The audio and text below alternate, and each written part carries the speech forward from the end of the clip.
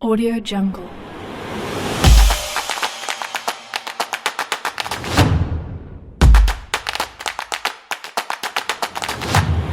Audio Jungle.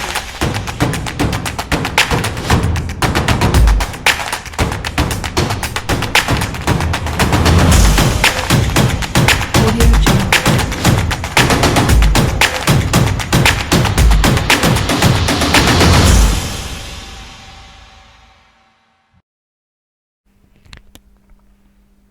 So hello guys, welcome to C++ Programming Tutorial Series by Harshita Gupta.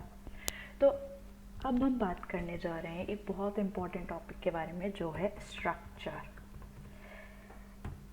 Basically structure किस लिए use होता है, तो पहले मैं आपको बताती हूँ कि स्ट्रक्चर है क्या और यूज़ किस लिए होता है।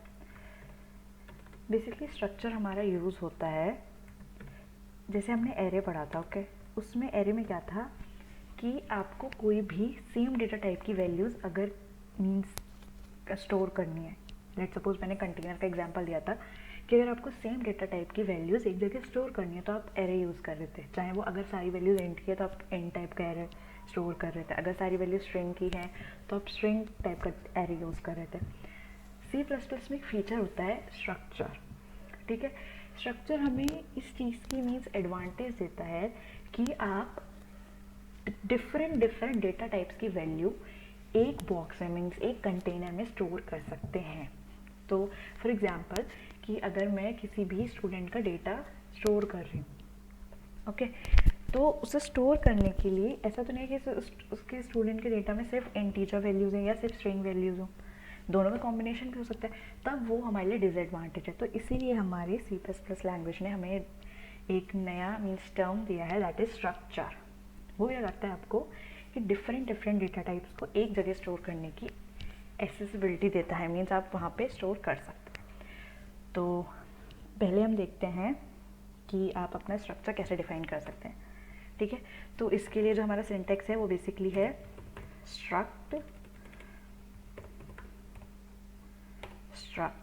ठीक है। इसने मुझे ये टेम्पलेट दे दी, तो स्ट्रक्ट, अब मैं स्ट्रक्चर का अपना नाम दूंगी, let suppose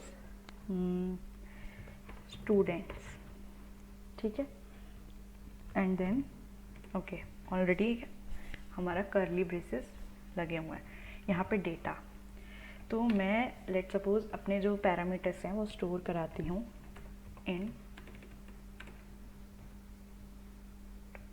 int roll number. तो अब हम क्या करेंगे, बेसिकली अपने जो स्ट्रक्चर बनाया था हमने उसके अंदर अपने पैरामीटर्स देंगे। तो हम एक पैरामीटर देते हैं मार्क्स का, ठीक है। ओके, एक देते हैं हम इंट रोल का, बेसिकली रोल नंबर, और एक हम देते हैं स्ट्रिंग। मुझे आपको ये दिखाना है ना कि डिफरेंट डेटा टाइप कैसे स्टोर कर सकते हैं। ये हम देते हैं जेंडर, ठीक है। सो गाइज ये हमारा बन गया स्ट्रक्ट मीन्स स्ट्रक्चर। ये उसका सिंटेक्स है कि आप कोई भी स्ट्रक्चर कैसे बना सकते हैं। तो ये हमने स्ट्रक्ट कीवर्ड का यूज़ करा है और जो आपको स्ट्रक्चर का अपना नाम देना है वो, और ये मैंने तीन बेसिकली अपने जो वेरिएबल्स है वो इसमें डिफाइन करें, एक मार्क्स, एक रोल, एक जेंडर, ठीक है। अब देखिए, आपको इसकी वैल्यूज़ मतलब आपको इसके वो भी बनाने पड़ेंगे ना, जैसे हम क्लासेस में ऑब्जेक्ट्स बनाते हैं, ठीक है।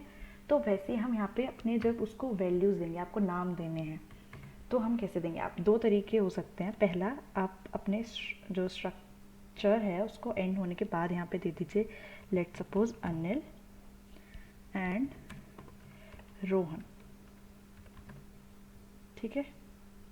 ये देखिए मैंने इस पे यहाँ पे एरो रखा है, तो ये मुझे स्टूडेंट्स रोहन बता रहा है, मतलब जो रोहन है वो स्टूडेंट स्ट्रक्चर का एक वैल्यू है, मतलब उसका ऑब्जेक्ट समझ लीजिए आप, ठीक है।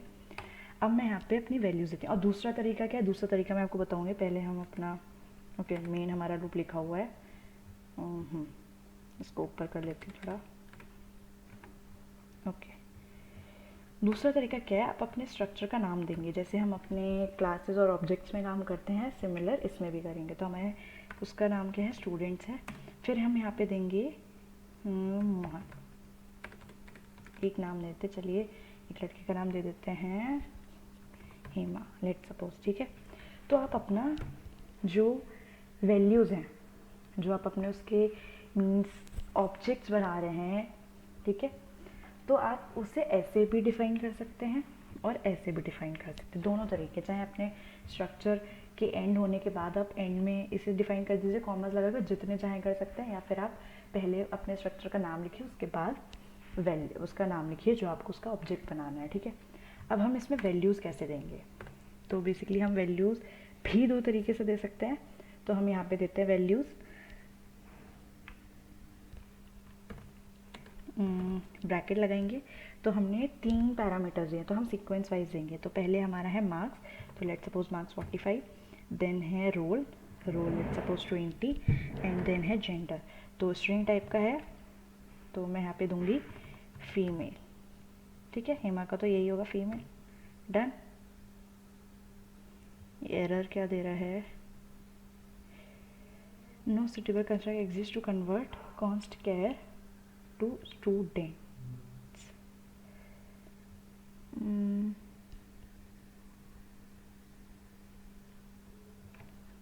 एक सेकेंड,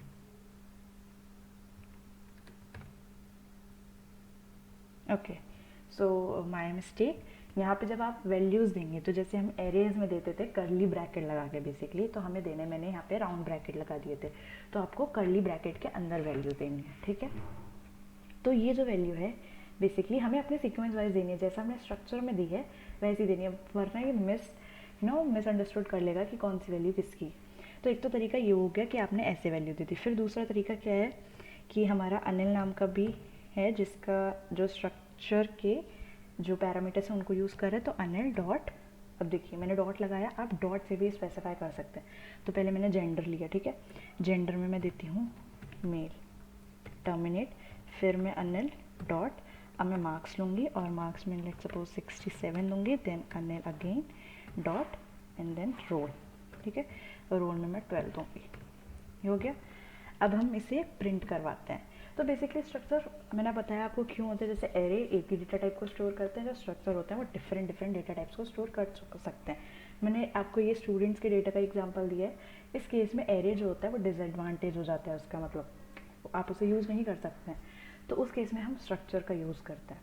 तो अब हम सी आउट करवाएंगे। अब मीन्स हमें अपने टर्मिनल पे कैसे करवाना है प्रिंट, तो अनिल, जैसे हम अपने क्लासेस ऑब्जेक्ट्स में कराते थे वैसे ही करेंगे, gender, then endl, then again anil dot marks, then endel again anil dot roll, endel। ये हो गया।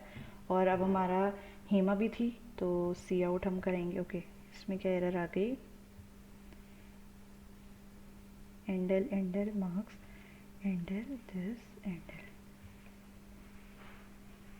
ओके, तो मैंने यहाँ पे सिर्फ एक दिया था, लेस देन का साइन। ओके, अब हम हेमा का भी हमें डेटा प्रिंट कराना है, तो हम सी आउट लेंगे और यहाँ पे कराएंगे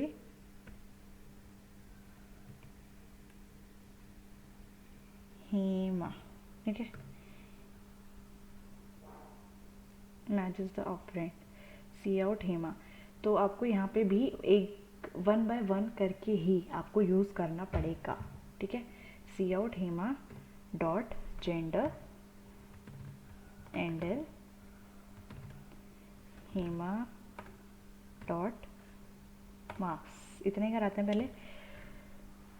तो बेसिकली मैंने इसमें आपको बताया, एक बार समरी दे देती हूँ। मैंने स्ट्रक्चर डिफाइन करना आपको बताया कि आप अपने स्ट्रक्चर कैसे बना सकते हैं। फिर अगर आपको उसके ऑब्जेक्ट्स बनाने हैं, बेसिकली उसके जिसमें आपको जिन पैरामीटर्स या जिन वैल्यूज़ में आपको उसका यूज़ करना है, ठीक है, ऑब्जेक्ट ही हुए, तो आप या तो ऐसे डिफाइन कर लीजिए या फिर आप अपने स्ट्रक्चर का नाम पहले देखिए, उसके बाद अपना नाम दे दीजिए। आप वैल्यूज़ दो तरीके से कर सकते हैं, या तो आप कर्ली ब्रैकेट में सीक्वेंस वाइज जो इसका सीक्वेंस है वैसे वैल्यूज़ दे दीजिए, या फिर आप 1 बाय 1 डॉट ऑपरेटर से उसको एक्सेस करके वैल्यूज़ दे दीजिए, ठीक है। अब मैं इसको टर्मिनल पे प्रिंट करवाती हूँ। ओके, तो आप देख सकते हैं पहले मैंने अनिल का डेटा प्रिंट करवाया था, अनिल का जेंडर मेल, उसके मार्क्स, देन उसका रोल नंबर, ठीक है। फिर मैंने हेमा का जेंडर और हेमा के मार्क्स प्रिंट कराए।